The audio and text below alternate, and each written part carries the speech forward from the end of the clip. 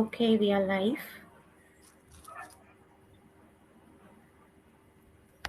Hello, hi everyone, and welcome to yet another Blue Circle Sunday workshop. And those of you who don't know me, I am Snehal. I live with type 1 diabetes since the last 21 years. And I'm very, very excited for today's session with us because we have a very special guest with us all the way from US. And I'm very thankful to you, Kris, for being here because I know it's very early morning for you there. And here in India, it's the evening. But thank you so much for joining. And uh, yes, we'll just start about in a minute. We'll let everyone just join in. Hi, Neil. Hi, Rohan. Thank you for joining us. In about a minute, we'll start with this very inspiring and exciting session that we're going to have here with Kris. Um, so yes, let us know in the comments how you all been doing, what your sugars have been, and is there anything new that you have learned about diabetes management. So yeah, uh, okay, great. We'll just get started now. So, like I said, we have a very special guest all the way from US. We have with us Kris Maynard, and I will let Kris introduce himself. Go ahead, Kris. Yeah, I'm so happy to be here. Happy that I can be a part of this. I've been a diabetic for 23 years. Started out in the military, then became a firefighter, and diabetes helped guide my life on pretty much anything and everything I do. And um, the exciting thing to me about diabetes is you go from this kind of scale of you hate it and then you just kind of live with it, and then it becomes, and for me, who I am. And so now I'm excited to be a diabetic because now you can touch and impact other people's lives. Great. And I think all our viewers here have already caught on to the words that for me, I feel are very inspiring. Definitely, we talked about you've been in the military, you working as a firefighter. Like, definitely, we will get to talk more about that and we'll hear Chris' story about it as well. But before that, like, we would all like to know your diagnosis story. Yeah. Well, when I was in the military, it was one of those times to where my wife was pregnant. And what I learned in the time is I was going to the bathroom just as much as her in the middle of the night.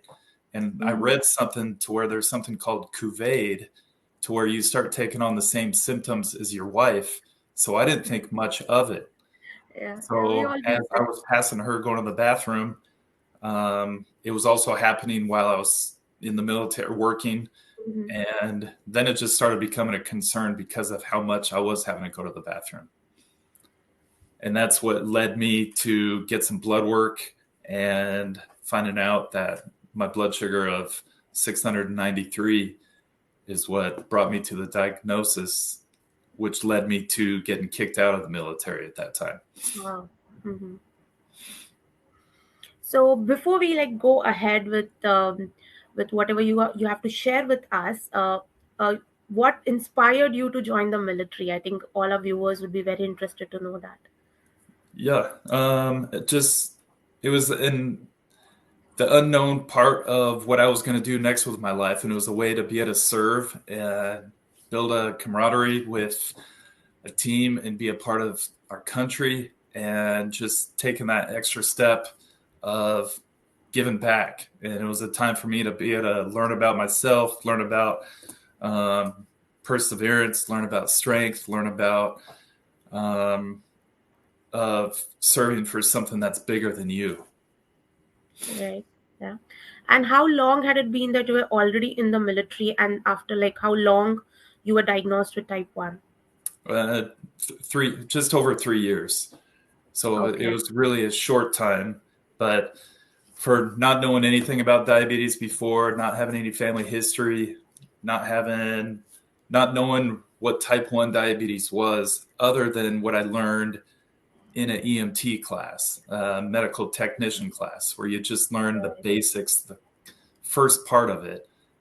Um, and then being diagnosed, to me, it was kind of like having a kid, your first kid. to where after a couple of days you go home and have a baby, and then you have to learn how to figure out how to be a dad, to where diabetes to me was the same thing. You're diagnosed, then you're sent home and you try to learn and manage this disease that's life changing. I can only imagine like how much of a difficult phase it would have been for you, because dealing with diabetes, especially type 1 diabetes, is difficult in itself. Like your life changes completely. Like you have to learn everything from the scratch. And along with that, like you mentioned that you lost your job in the military, and also you had become a new dad. So we want to know, like, how did you keep yourself motivated and keep yourself strong enough to like go through this entire journey? Well, I don't. I like to think that I'm no different than anyone else that's diagnosed as type 1. It's something that nobody wants, but you learn to adjust. Unfortunately, I had my wife and family to be able to just support, and really, I mean, in anything in life and any obstacles, you can't stop. So you just pick up and move on. And that's when I decided the closest thing to the military to me was becoming a firefighter. And fortunately, I was able to land a job firefighting fairly quick. And so that was comforting to me and something that I learned to absolutely love, uh, for something that I didn't know about. Interesting. So yes, I mean, I cannot imagine like being in the US military sounds scary enough already. But and again, you were diagnosed with type 1, and after that you went straight ahead to join as a firefighter. So did you face any challenges like working, like being a type 1 diabetic and working as a firefighter? Uh, Absolutely. At the time when I became a firefighter, insulin pumps was really fairly new on the market, so it wasn't being used. CGMs wasn't being used. And so 2 years into becoming a firefighter, I had a low blood sugar at work during a response that I couldn't now respond. And so, obstacles that I faced in the firefighting, absolutely. Because after 2 years now, with a low blood sugar, now at that point, I lost that job. And so it became another obstacle and another learning lesson in my life on being able to manage myself in a better way.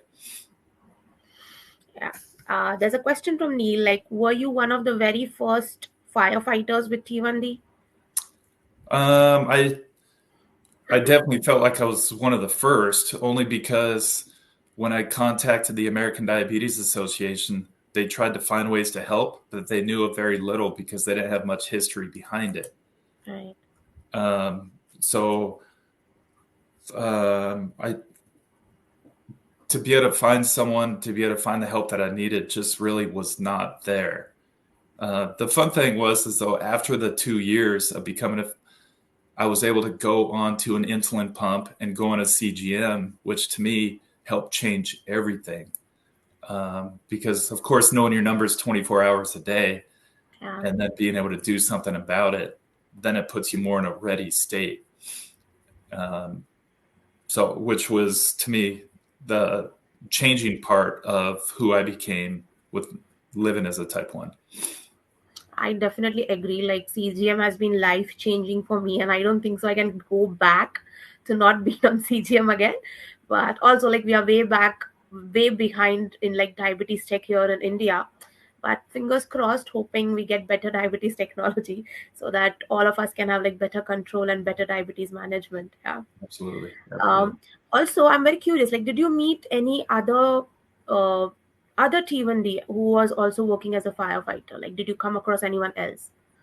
Probably not for another 10 years later. I mean, with social media, that's the only place that I was able to find some. And in fact, there's probably a group of 20 of us now that kind of communicate back and forth, kind of help each other and on lessons that they've learned, obstacles they've gone through, and how to overcome them. That's very interesting, and it's so. I feel it's very important for us as a community of people living with diabetes to support each other and learn from each other's experiences. I think you're also like at Blue Circle Diabetes Foundation, we do that a lot. I think we are a very strong community wherein we share our lived experiences, and a lot of people like sharing what works for them, and then people can just check for themselves. I think I feel very inspiring, like listening to people's story and like how they help each other out. Oh, I think the community is just as important as the CGM, because Absolutely. instead of waiting for the doctors every 3 months, every 4 months, every year, whenever you go see the doctor, there's a lot of information that gets missed. And so being able to learn from anybody and everybody's living through it, to me, that's the other life-changing aspect of it. Absolutely, I agree. I agree.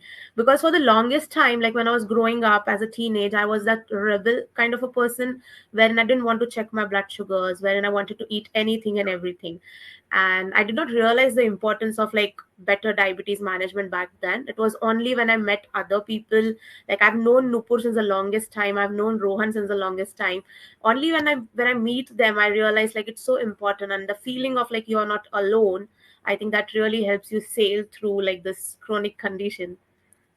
For sure. And I probably went the first 5 years to where I didn't want anybody to know I was a Yeah, diabetic, yeah, only for the stigmas that are out there. Because at the time, I didn't want to be known as a diabetic. I wanted to be someone that was really a kick-ass person, someone that was a loving husband, a good father. That's what I wanted to be known for. I think Uh, every one of us like goes through this similar cycle, like Agreed. wherein you're diagnosed, it's difficult, then you have to accept it, and then you don't want others to know. And then when you're finally able to accept it, and then you want to help each other out. I think that's what makes this community so strong. Agree. And what makes it fun to me is when you see someone else with a CGM or a pump or a Omnipod, whatever it is, it's that instant connection. Because I don't think there's ever been a time to where someone has seen my CGM or when I've seen their CGM to where we didn't go say hi to each other. Absolutely. I think that's a separate segment of friends. Like by default, like when you see someone with a pump or you see someone with a CGM, like I know this person, like we are best friends Yeah. now. And Right. I've Right. met like every time I travel and I meet someone like who's diabetic, and it's just like we instantly connect and it's so much fun to chit chat and like Yes, how they it are is. managing and like share stories. Yeah. Yeah. Absolutely. And then being able to meet professional people in their, I mean, um, for me to be able to meet someone locally that played at a professional level of basketball, to me, that helped. Again, he was able to reach to the highest level of his career and to Mhm. see the steps that people have to go through, obstacles that they have to go through. You see it to where it's no different than any other career, whether it's a teacher, whether it's a scientist, whatever it is. Now I think we have the tools to be able to really reach anything in any level. Absolutely. Like we'll all like to say like there's nothing stopping us, even if we live with diabetes or not. Yeah. Yeah, yeah, absolutely. Okay. So we talked about you losing your job as a firefighter because you had a case of low sugars or hypoglycemia. So after that, how did you decide to move ahead, and what are you currently doing? Well, so but there was other instances to where I woke up um, when I went camping with my kids to where they had to call 911 because I had another low blood sugar. Mm-hmm. When I woke up to them rubbing glucose gel on my gums, I felt horrible for my family that I put them in this predicament to where there was nothing there to be able to help me and to where they had to wait for 20 minutes for an ambulance crew to arrive. So that's when it kind of dawned on me, because me, even being a firefighter EMT, I never thought about carrying what EMTs use. And so at that point, I decided I would make really a goofy looking necklace at the time and to wear and put glucose gel in it so that now they can have something and be able to use it on me instead of having to wait those critical minutes for EMTs to arrive.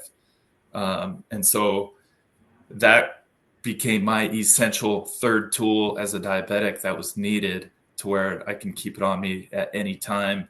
And then years went on to where I could be able to change how aesthetically it looked, so it becomes something better, more useful, and faster acting. Amazing. I think your journey from being in the military to being a firefighter and now to an entrepreneur. We would like you to talk a little bit about, like, if you want, you can show us how it looks like, and talk a little bit more about your journey as an entrepreneur. Yeah, well, and I never anticipated becoming an entrepreneur at all, because it was just firefighting and people has always been where my heart is. And so, but once I went to my endocrinologist and she said that's something that could help out other diabetics, that's when I kind of thought I would love to, so that it's not, again, holding anybody back. Because the insulin pump allows you to take care of the highs, the CGM lets you know what your numbers are. But in the middle of the night when you're convulsing, having low blood sugars, there's nothing there. So what I did is, I mean, this is my third thing that I wear every day. It's a quick release necklace that has an easy cap inside.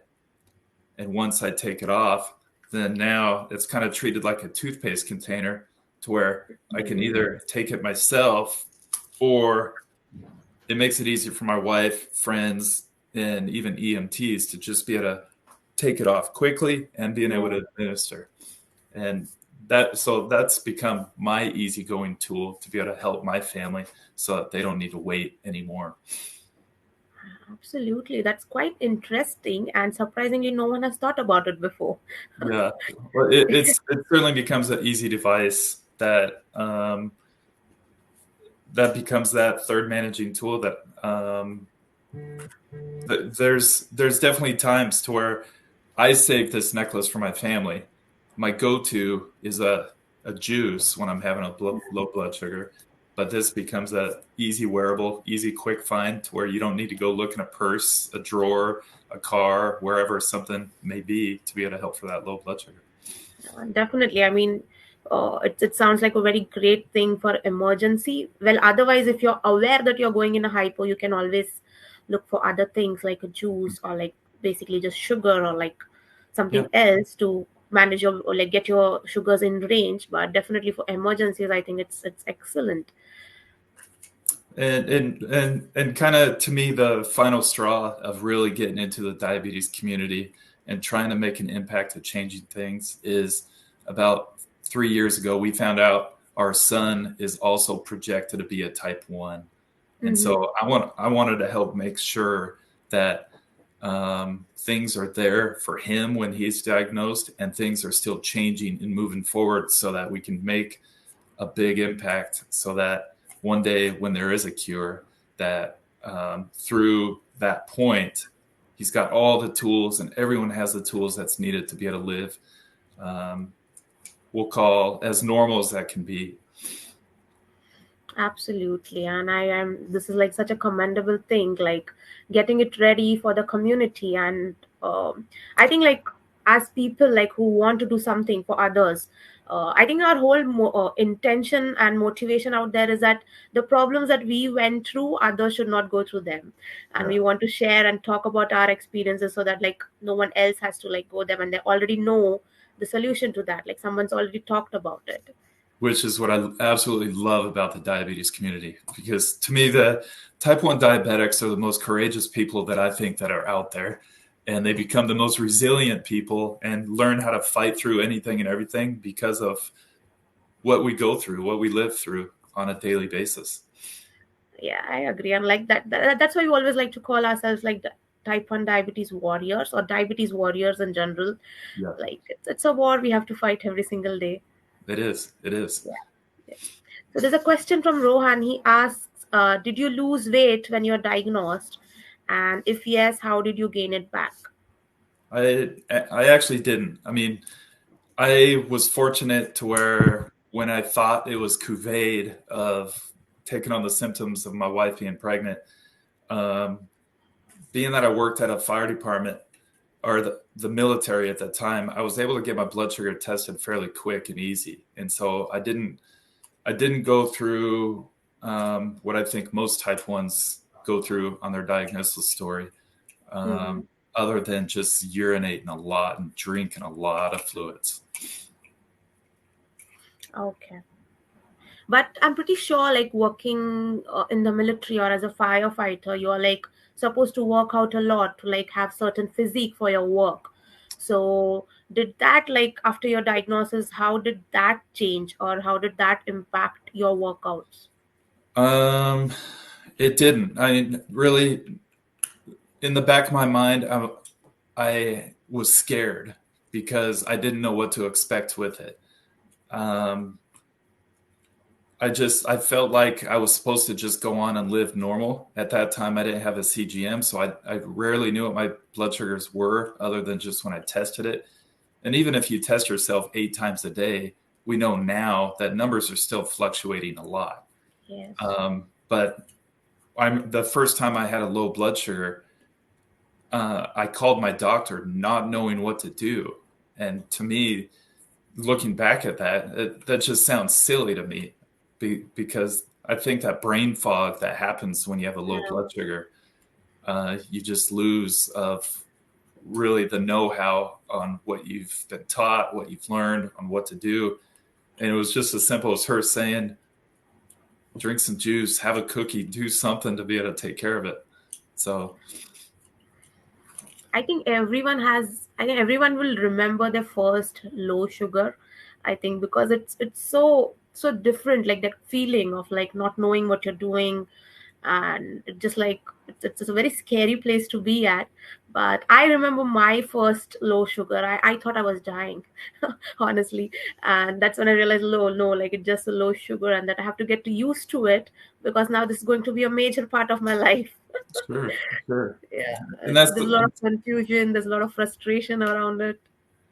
and I think that's the scariest thing about being type 1. I mean, the long-term effects of being high, of course, has the Hmm. worst of, I mean, heart attack, stroke, um, going blind. Those, because we don't see those instantly, we don't worry about those as much on being the high blood sugars. But low blood sugars um, are the ones that can happen at any minute, really, of the day, and we don't want to be stopped. Whether we're working out in the gym or whether we're in a meeting at work. Um, to me, those low blood sugars to me are the worst thing about this disease. Absolutely, I agree. Like I feel like early morning hypos are the worst because that's the worst way to start your day because then you're not ready for it. And I usually like eat everything in sight. Like I'll just binge eat on like have some sugar, then binge it on biscuits and stuff like that, and then like eventually I get on a high, and then the cycle of like getting back in the range is a little tough. Yeah, well, and I used to use that as a way to be able to just eat because the binge eating to me was Yeah. enjoyable. I mean, I actually had to learn and teach myself the discipline of not overdoing it, which was tough.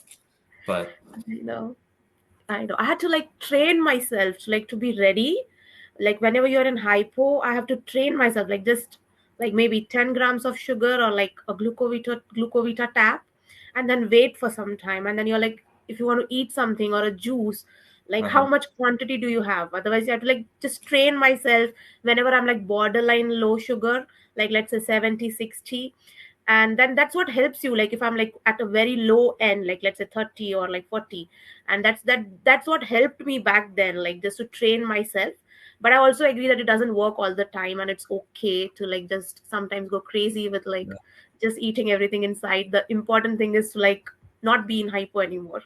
for sure. And that was kind of one of the reasons why we had to formulate our own recipe to get glucose gel in here because Hmm. there's no other gels that is this small amount of containing 15 grams. And so making that recipe and then learning about other glucose gels is 90% of the other glucose gels on there have a substance that slows the absorption down. And so leaving leaving the proteins, leaving the fats, and leaving the gums out of the recipe it took almost a year to be able to figure out that recipe through our local colleges and scientists that were helping us with that. And I'm so very curious to know, like, how long did you take to like the exact time when you had this inception of this idea of like you want to make something like this till you were out with a final product that can be sold in the market? Like, how long was the duration? our initial product took about 3 years. And Mm-hmm. then I like to think to where we just actually finalized everything to where now we're getting to the point to where we don't need to change any more parts. We were testing a lot of parts with customers for a couple of years. Now we're to the point to where, like, when we first came out with it, the necklace would only last for about 3 months before it dried up, and now it will last a year. So there's been small things that we've been able to fix and improve on. So which brings us to about 5 years. Oh, interesting. Like this, I'm pretty sure there must have been a lot of like thinking, rethinking, and like reformulation, and like again going through all of this paperwork and the legal things and stuff like that. Yeah, which was something that I wasn't prepared for because I thought of a simple idea, a simple solution, not knowing really what it took to be able to build a business or to figure out the legality of things to be able to put it together and to make it safe for all of us.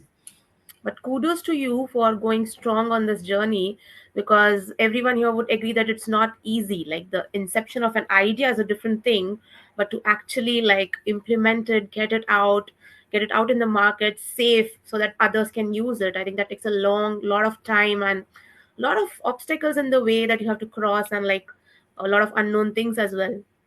It is, but at the end of the day, when you look at the amount of people that's impacted by this disease, it makes it easy. It really does because the people, the faces behind type 1 and even type 2, because type 2s have the low blood sugars as well, Right.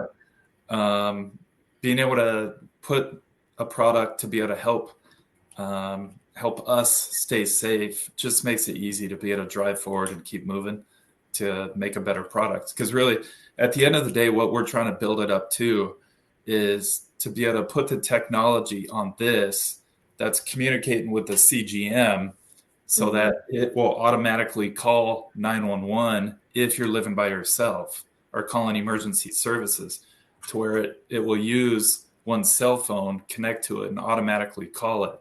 And that's what we're trying to build it out to. So for those that are living by themselves and are not waking up in the middle of the night, if they can't acknowledge the alarm within 5 minutes, then it automatically calls someone so that you're going to be saved.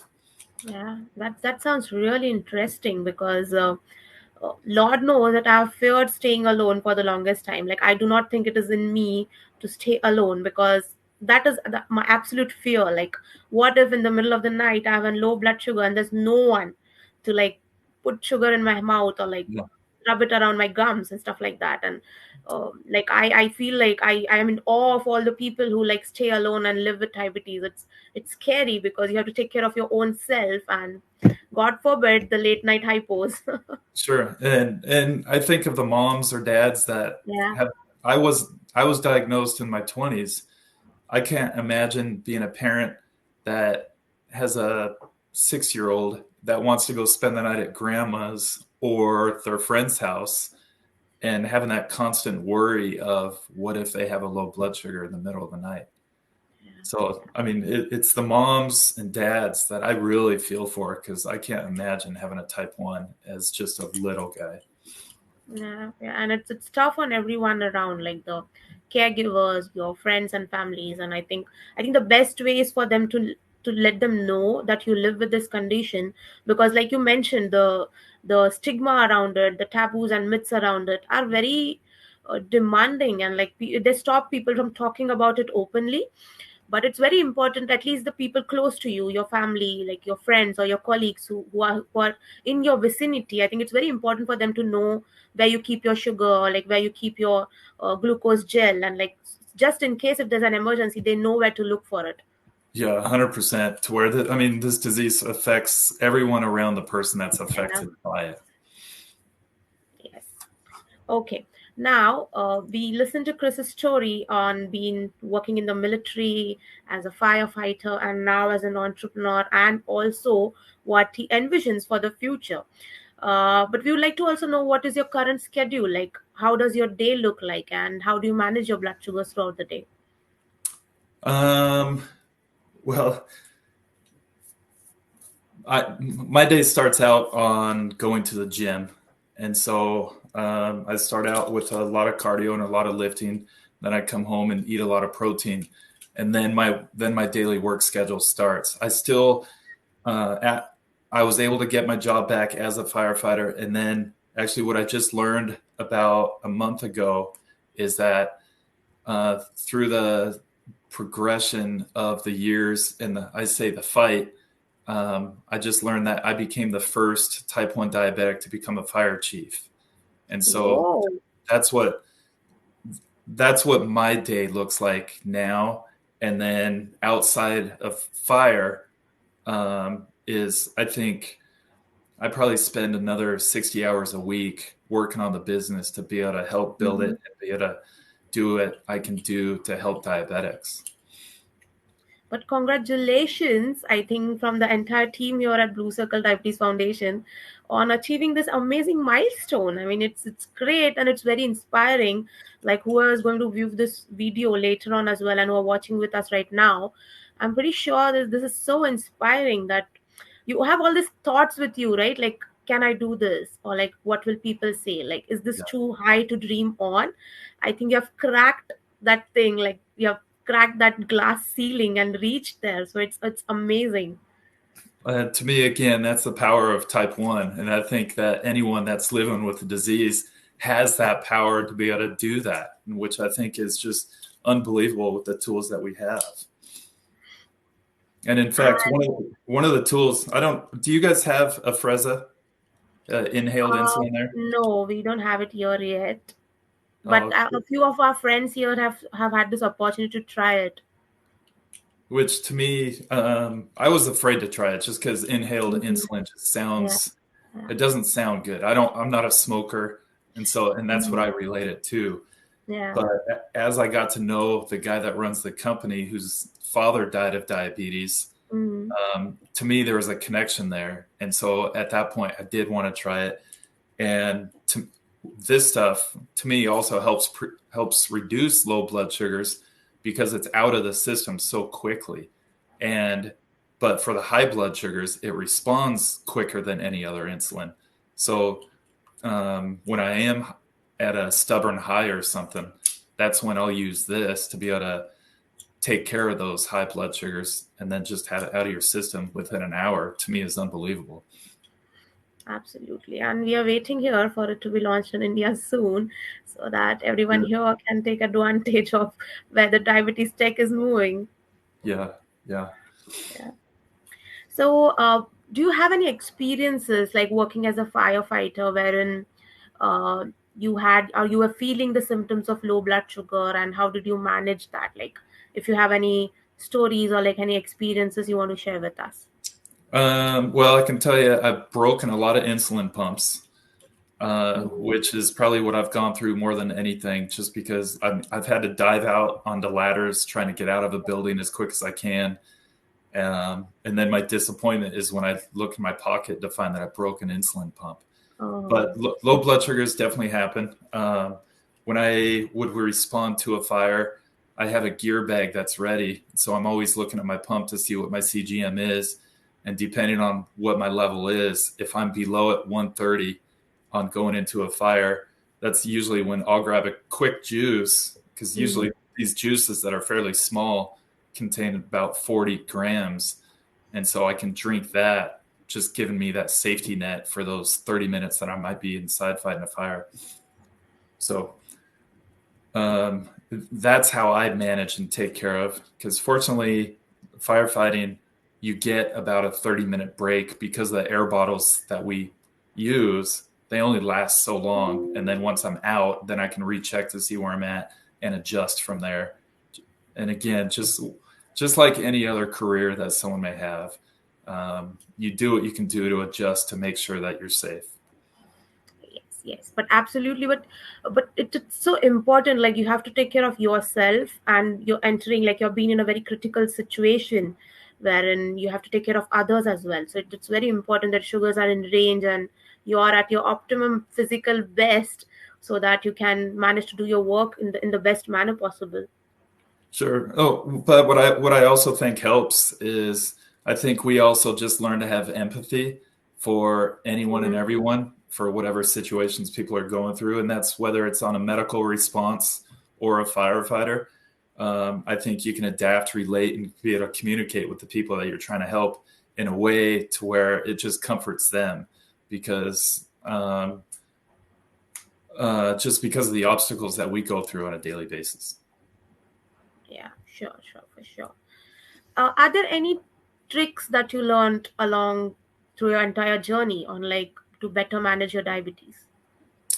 I think being open to the new tools and technology that are out there, again, like a Freza would be something that I never tried, but I'm so glad I did. But I'm tools and tricks. The number one tool for anybody, I think, has to be the CGM, knowing what your numbers are 24 hours a day, Mhm. and then having that juice or whatever it is, that's something that you can do to be ready. Because I think that brain fog, once we go through that, once if we wake up with it, those are the worst of feelings that I think that we go through. And so to be able to help prevent those, or at least to be ready for those as quick as you can, I think again, the insulin pump just gives you that 24-hour access to be able to take care of those high blood sugars, but always being ready. Because I used to go hiking without bringing anything when I was young with diabetes, and I would forget those little tools to be able to bring a juice or something. To me, fortunately, when I go running now, the necklace makes it easy so that I can be able to take care of a low blood sugar as well. Yeah, because I know we just had our monthly meetup here in Mumbai. We did a 5 kilometer run today morning, and I had to carry like a small bag with my glucometer, my insulin, my sugar, and like we need to have something. Like you just cannot just not carry anything with you and just go for a walk or a run. You need your stuff with you. I think that's one less stuff if you have your necklace on. Yeah, for sure. And then to me, it makes it easy because I mean, even just carrying a fanny pack with the Mhm. extra supplies, just always being in a ready state. I mean, to me, I think it helps the family, but of course, it helps us just as much. I mean, because we're the ones living with it. But I don't like bringing those scarcity situations to the family and friends to create that emergency mode that we all don't want. Yes, yes. Okay. A lot of people here would be curious to know what your workout routine looks like. Like what sort of workouts? I know you just talked about hiking, but is there anything else that you do? Yeah, I'm fairly active. We we've taken out groups to go on 100-mile bike rides, Mhm. but my normal routine is a lot of weightlifting, a lot of cardio to just stay up. And really, it's for the profession as well. Is that I want to make sure I'm in that ready state to be able to make that rescue, because I don't want to be able to live with I wasn't able to give it my best to save someone from whatever situation. So, but I mean, and I eat a lot of protein, is which is the same, and so that's how I take care of myself, and which to me helps me manage my numbers really well too. That's great. Rohan asks, what would you suggest to a young kid with type 1 who may want to become a firefighter in the future? What is your advice? Uh, uh, all I could say is just do it. Let them do it. I mean, whatever career that someone wants, firefighting is special and something that I absolutely love. And if someone else wants to do it, I just, as parents, for how scary it can be, because my son wanted to be one too, and my initial thought of my son becoming a firefighter, I was scared for him because of the dangers that you're putting him into, and you don't want to lose your son to the dangers. But uh, taking away someone's dream or love, um, ultimately hurts that person. Yeah. And I would just say drive it and give them that tools, give them the tools that are needed, and don't stop anyone from type 1 of wanting to do anything. I mean, we can just prepare them for the best and just trust them that they will do their best. Absolutely. Yeah. Absolutely. And I find very inspiring that your kid is like following your footsteps and want to be just like you. So that's very cute. Well, I like to think that they are going to be who they are. And Yeah. so encouraging and helping them and pushing them to help live what their dreams are is the only way you can do it. Yes, yes, yes. So I know we talked a lot about your schedule and your work, and I'm pretty sure you have a very jam-packed day, like with your business and your work. But are there any other hobbies that you can find time for? Um, my biggest hobby really right now is to be able to help diabetics and to be in that field. We have little things that we're doing. I mean, there's a lot of side things that we do with diabetes. In June, we're going to go out and skydive. We're taking a group of diabetics to go skydive, which will be my first time. Something that I want to be able to overcome that fear and go Mhm. enjoy that with other diabetics. But just outdoors, whether it's we're just now losing our skiing season and snowboarding, and so staying active is what I like. Being outdoors and just enjoying what our great God's created us for to be able to go use and enjoy. And we look forward to seeing your pictures for the skydive if you get the chance to do that. Yeah, it'll be an unbelievable experience. The people that are going to go are just, to me, that's what it's all about. It's going to be fun. Absolutely, I'm sure it will be. And this brings us to the last segment of our today's talk, wherein we'll have a fun game. And we're going to play like a rapid fire sort of a thing. So you Let's do ready it. for that, Chris? Yeah. Let's do it. Yeah. So one superpower you wish you had. Hmm. That is a rapid fire, and I wasn't ready for that. Um, um, I shoot. mean, take your time to think about it. Um, gosh. Um, for me, the first thing that comes back is to empathy is strong with me. I want people to have powers to be able to do stuff for others before themselves, and I think that's huge in our communities, our world, our family, whatever it is. And so, if we could teach people to put others before themselves and to not be self-directed or self-motivated, to think of that higher purpose, I think that's what I'd go with is empathy. Amazing. What is your favorite carb? My favorite what? Your favorite carb, like carbohydrate. Like, Oh, cookies. yeah, everyone like sinful cookies. You cannot just get enough of them. Are you a coffee person or tea person? Coffee, What's the first thing you grab in the morning? water. Yeah. What's your favorite cartoon character? Ugh. Um, gosh, I have no idea. Okay, okay. Well, we can skip that. Are you a beach person or a mountain person? Oh, beach. What was the last dessert that you ate? Cookie. Yeah, Yeah, it's a I think we hobby. already knew the answer to that. Yeah. Black jeans or blue jeans? Blue. Um, dogs or cats? Dogs or what? Dogs or cats? Oh, dogs. Okay. Do you have a favorite superhero? I don't. You don't. Are you like a Harry Potter fan? Unfortunately, no. Okay, okay.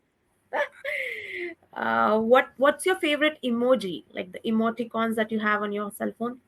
I I guess I probably use the smiley face more than anything. Yeah. And do you have someone that you look for inspiration? Hmm. Um, well, gosh, my wife, because she's always Mhm. there for anything and everything. And she's the one that's being able to support this lifelong disease. Yes, absolutely. And kudos to all the caregivers out there for making us who we are and supporting us through and through. Yeah, for sure. Yeah. I think we have taken all the questions from the comments as well. And definitely, there's a lot of interest around the skydiving that you are planning to do. And I think we can have another round of this discussion going ahead once you're done with the skydiving, because we'll have a lot of questions about that as well. But we are done for today's session, and thank you so much, Kris, for joining us. I know it's early morning for you, and thank you for being here and sharing your journey, your story with us. I'm sure those who are listening, they feel inspired, they feel motivated, and definitely, I think for me, the key takeaway was that you can do anything that you want if you just put your mind to it, and there's always ways to get over obstacles that you face. Definitely. So thank you so much. A heartful gratitude from everyone here at Blue Circle Diabetes Foundation.